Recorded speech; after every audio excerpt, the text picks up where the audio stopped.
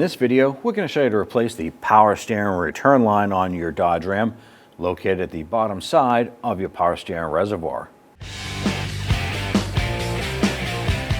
Using our 7/8 socket, we're going to head loosen and remove our lug nuts.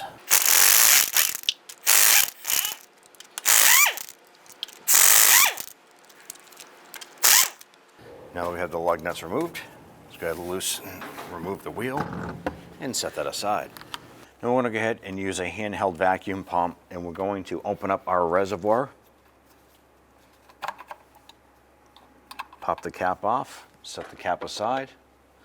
I'm going to go ahead and we're going to pull out the power steering fluid.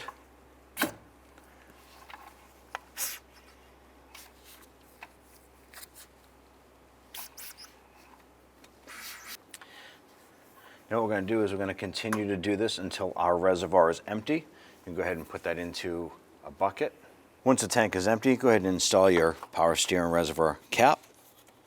Now that we have the driver's side front wheel off, we're going to go ahead and use our 20mm wrench. We're going to reach up back here and we're going to go to the upper hose on the power steering rack itself. It doesn't give us a lot of room to get to this in here.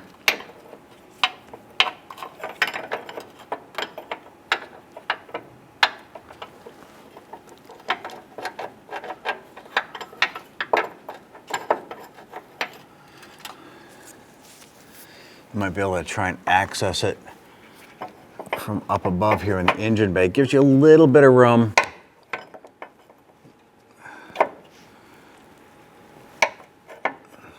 Gonna try doing it this way here.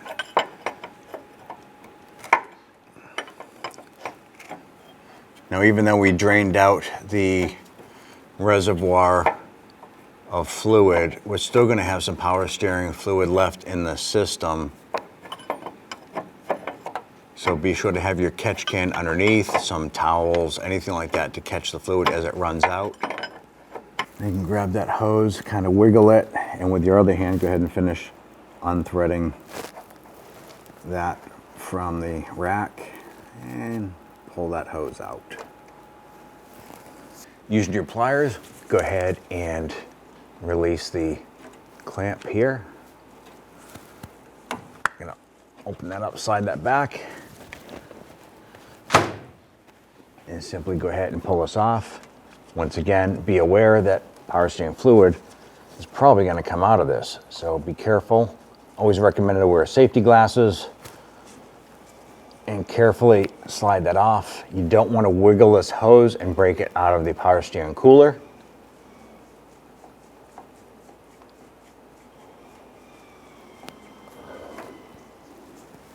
Install the rubber O-ring seal on this end here before threading this into the steering rack. You want to go ahead and put a little bit of power steering fluid on this hose here to help it seal a little bit better.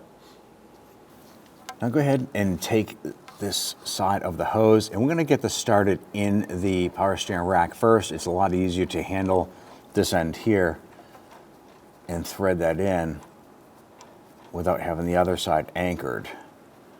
So go ahead and work that.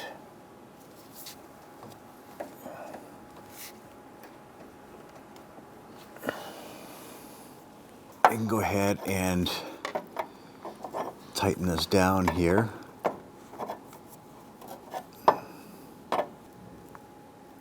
Now once that bottoms out, you want to go ahead and make sure that that's good and tight. So I'm going to go through here, see if we get a little bit extra leverage on this here to make sure that that is snug.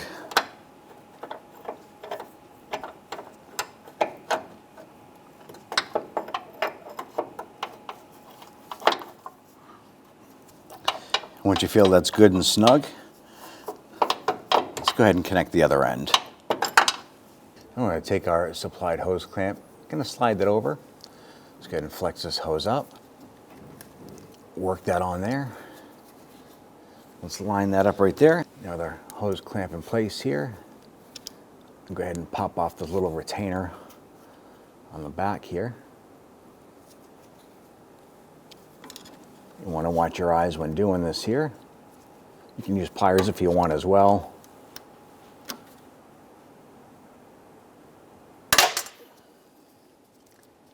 Your hose clamp is locked into place.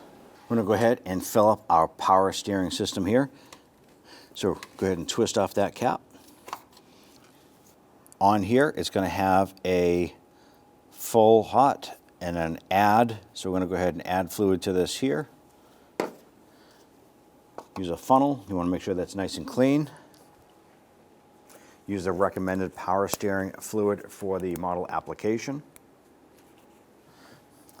Now what you want to do is just kind of eyeball, look inside there. You don't want to fill this up to the top because this dipstick here is going to go in and give you your level readings. So one side has a full cold and add, the other side is a full hot and add. We're going to use the full cold. Go ahead and twist that in, twist it out. Then you want to go ahead and check that level on there. Full cold, we could go ahead and add some fluid to this here. Let's go ahead and drop your funnel back in and add a little bit more.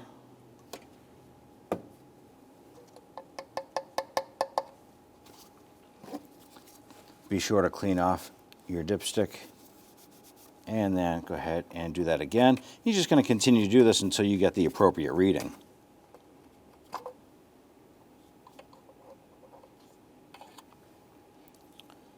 We are at the full cold mark, so we're going to go ahead and secure that, twist that on. At this point here, what you want to do is go ahead and, with the vehicle front wheels off the ground, go ahead and start up the vehicle. Crank that steering wheel left and right. You want to make sure that you get any air bubbles out of the system. At that point there, go ahead and put your wheels back on, if you did remove them, and go ahead and drive the vehicle, give it a test run, come back and check that fluid. Go ahead and set your wheel back on. Let's go ahead and get all of our lug nuts started by hand. Once we have all these on, we're going to go ahead and snug them down.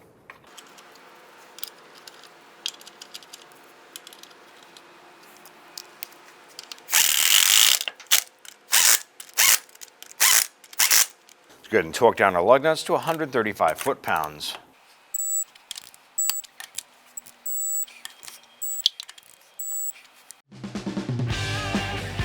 When only the best will do, demand TRQ. The only company that lets you view before you do. TRQ is committed to offering the highest quality aftermarket auto parts that are engineered for peace of mind. Thanks for using and viewing with TRQ.